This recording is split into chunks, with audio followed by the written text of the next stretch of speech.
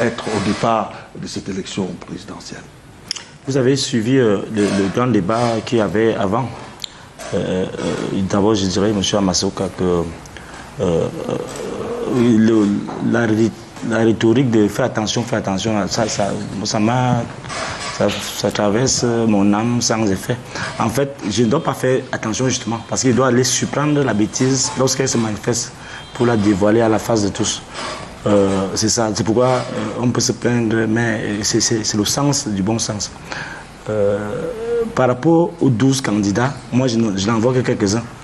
Quelques-uns peut-être des personnalités comme Bello, le bâtonnier, Akere, Issa Chiroma, et 2 qui sont absents, Ngongo et Maurice Kamto. Comment ça? C'est les grands... Maurice Kamto a été recalé par le Conseil constitutionnel, mais Ngongo n'a candidaté à rien du tout. Donc, je répète, parce que la répétition est la mère des sciences.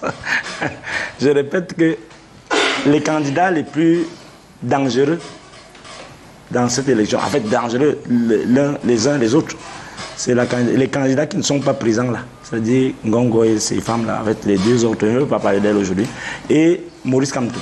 Bon, alors, non moins sérieusement, je voudrais dire que lorsque vous voyez la liste là, c'est une liste qui est le produit de beaucoup de tractations. Les tractations qui ont commencé depuis 2 ans ou 3 ans, où des gens veulent neutraliser leur propre créature. Vous allez voir des candidatures suscitées là, surtout dans l'Union Ekele. Bon, je vais pas citer les noms. Les candidats qui viennent de l'Union Ekele là, et les nouveaux là, doivent rester en... c'est comme s'il y avait le marquage à la culotte du candidat de l'Union Ekele qui était là depuis. Je ne vais pas citer les noms. Parce que c'est des créatures qu'on suscite pour neutraliser leur propre créature. Il faut que les Camerounais comprennent cela très bien. Parce qu'on va parler gros français ici. Et on me fait le reproche que je parle comme la machette. Non, on doit parler comme les machettes pour que les gens comprennent. Je répète donc que parmi les 12 candidats que vous allez voir,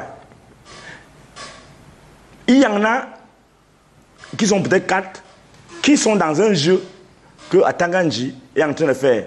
Vous avez vu qu'il a voulu neutraliser un candidat en suscitant le fondateur de son parti pour venir reprendre le flambeau. Les gens du pouvoir, certains ministres même, lui ont dit tu ne peux pas faire ça. Laisse-le parce qu'au moins c'est la vitrine qui nous permet de légitimer notre forfaiture. Je suis très sérieux quand je le dis. C'est pourquoi par la suite, puisqu'Atanganji insiste qu'il méprise les gens, il a donc lui suscité des candidats.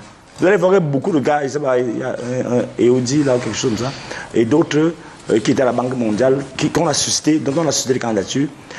Parce qu'en fait, on va nous les imposer. Vérifiez bien ce que je suis en train de dire. Lorsque l'autre va prendre son pouvoir là, maintenant, officiellement, on va nous opposer cela comme des jeunes qu'on met en scène. Or, en réalité, ce sont leurs jeunes qui sont fabriqués. C'est pourquoi le critère d'âge, ici, j'ai dit ça aux jeunes, ne doit pas vous influencer le moment venu. Nous allons vous exposer aussi, comme madame a dit tout à l'heure, que monsieur, on va aller sur les programmes.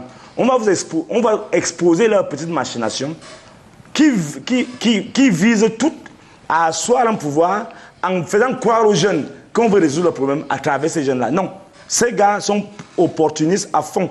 Et ils ne visent que, ils l'ont dit. Il faut que les Camerounais comprennent très bien. Moi, je suis dans la catégorie des jeunes. Mais je vous dis, à l'élection aussi, les enjeux, ce n'est pas la jeunesse en tant que la jeunesse des candidats. Un vieux peut s'occuper mieux de nos problèmes que ces jeunes qui sont là. Pourquoi? Parce qu'ils ne sont pas libres. Lorsque les jeunes sont déjà encartés dans des loges compliquées, lorsque je ne désigne personne, ça ne vaut pas la peine de m'interrompre. Donc, lorsque les jeunes sont encartés dans les francs-maçonneries et tout cela, et je dis presque tout cela que vous voyez là, on n'a pas l'exemplarité qui représente la jeunesse. Nous, la jeunesse qui allons prendre le pouvoir après c'est le mandat de Ngongo qui est en train de se faire, de s'organiser là sous nos yeux. Nous allons nous organiser à telle sorte qu'on défende vraiment l'intégrité, l'africanité. Les choses à partir desquelles on ne va pas nous tenir pour passer à la télévision, pour justifier une forfaiture politique comme celle qui est en train de se faire. Donc je rappelle que si on se limite aux 12 candidats là, vous n'allez pas comprendre pourquoi tout l'électorat de Kamto est important et est présent dans cette campagne. Or, à ce niveau, les alliances qui vont se faire, on va parler de ça tout à l'heure, la possibilité que Kamto a maintenant, on dit faiseur de roi, ainsi de suite, on peut dire ce qu'on veut, mais en réalité, on a parlé de le droit qui a été dit. Le droit n'a justement pas été dit. Il faudrait que les gens comprennent que le pouvoir en place donne l'impression d'être trop fort. Cette élection, le minimum qu'on puisse avoir, nous le peuple camerounais, c'est l'affaiblir totalement pour que, en moins de 2-3 ans, qu'on ait une nouvelle élection, où tout le monde, où le droit sera dit. Donc les candidats que vous voyez là, d'abord Biya n'est pas là. Et ceux qui représentent les gens de Biya, vous allez voir, on va parler tout à l'heure des alliances. Je vais vous montrer comment eux-mêmes, à travers leurs actes, ils démontrent qu'ils sont dans des clans entre eux là-bas. Donc, ce que j'ai dit, hein, j'assume, et c'est le produit, c'est le produit d'une bonne analyse. Il faudrait donc terminer en disant que le président Bello, le président Issa Chiroma, ce n'est pas qu'on les considère comme les sauveurs. Non. Nous sommes, la politique est dynamique. La politique tient compte des enjeux. La politique tient compte de la conjoncture. La conjoncture actuelle impose qu'au-delà de ce cinéma qu'on va vivre le 12 octobre, des questions fondamentales reviennent sur la table. C'est quoi l'État? C'est quoi notre avenir à travers ceux qui vont s'imposer par la force? Parce que ne vous attendez pas que si on va gagner, comme nous, je suis convaincu qu'on va gagner l'opposition. Mais ne croyez pas que ce vote-là va passer très facilement. Non. Ces gens veulent absolument pérenniser le culte de Biya jusqu'au bout. Et le bout, là, c'est maintenant. Alors, Paul Maël, avant de parler des éventuels